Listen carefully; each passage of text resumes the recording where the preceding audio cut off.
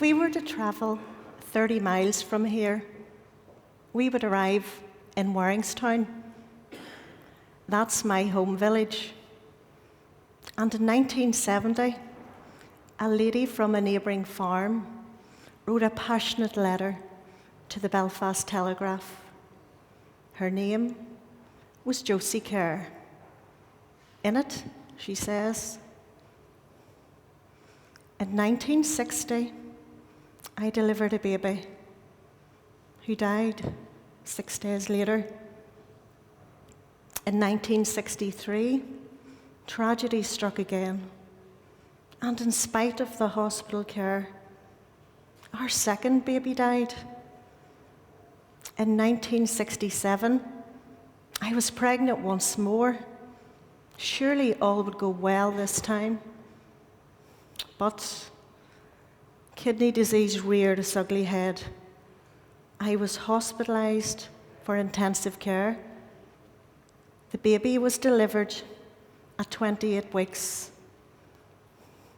and died at 4 a.m.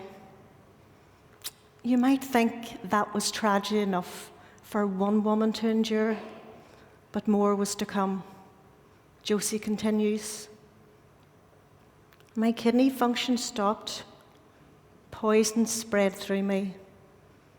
The doctors told my husband that the renal unit at Belfast City Hospital might be able to save me. She was transferred there unconscious. When she finally woke up, she was blind and she was drip-fed for weeks. But then, out of the blue one day, her kidneys started to work again.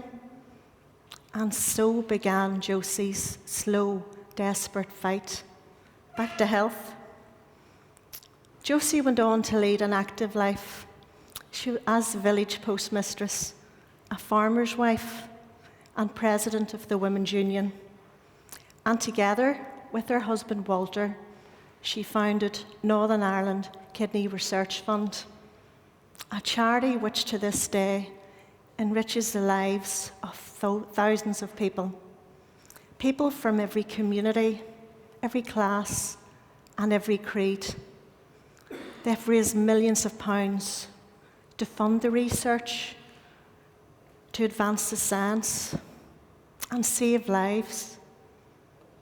Josie Kerr was an ordinary lady, but she led an extraordinary life. I remember chatting to Josie when she served me in the local post office. Then, as a newlywed, I never for one moment imagined that I would endure anything like the trauma that Josie went through. But my son Mark had kidney disease practically since he was born.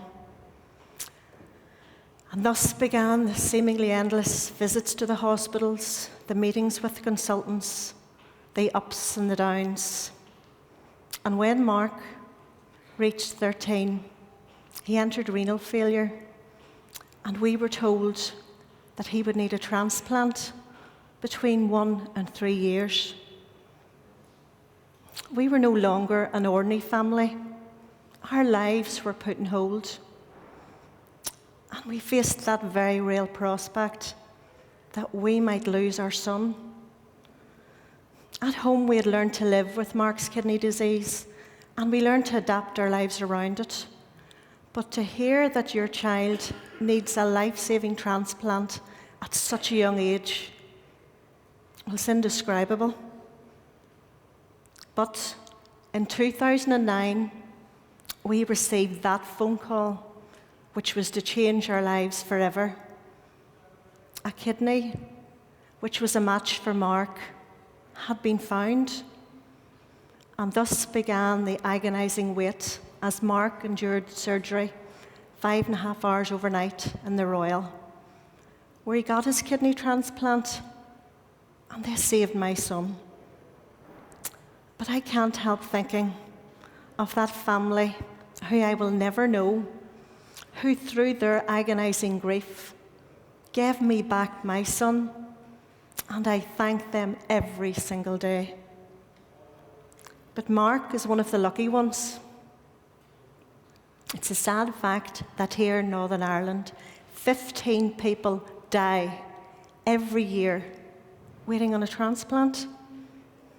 As a mother, I fought for my son, and as a politician, I'm going to fight for everyone. But I believe everyone should fight. Everyone should have that right to stay alive.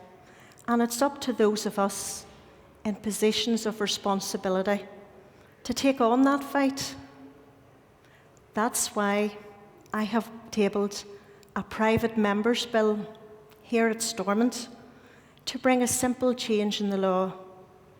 I have studied the research, and there's countless examples from across the world where changing the laws on organ donation has saved lives.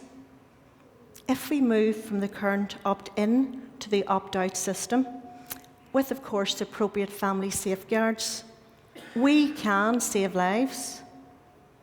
I have gained support from all the political parties and the charities who agree with me. It's time for change. Just think for a moment. There's over 200 people in the audience here today, but less than 1/3 of you have signed the organ donor register. And another staggering fact, almost every single one of you would accept a donated organ if it was to save your life. And if you look around the room, that same number of people who are here today are currently enduring kidney dialysis across Northern Ireland. Remember, 15 people die waiting on that transplant. I believe it's time for change. Josie Kerr believed in change, and she left a lasting legacy which touched the lives of millions of people, both here in Northern Ireland and across the world. My son Mark is one of the lucky ones, but imagine there were more lucky ones, that everyone had that chance of a new life. Mark is in the audience today, and it's his 20th birthday. And because of organ donation, I can get the chance to say, happy birthday, Mark.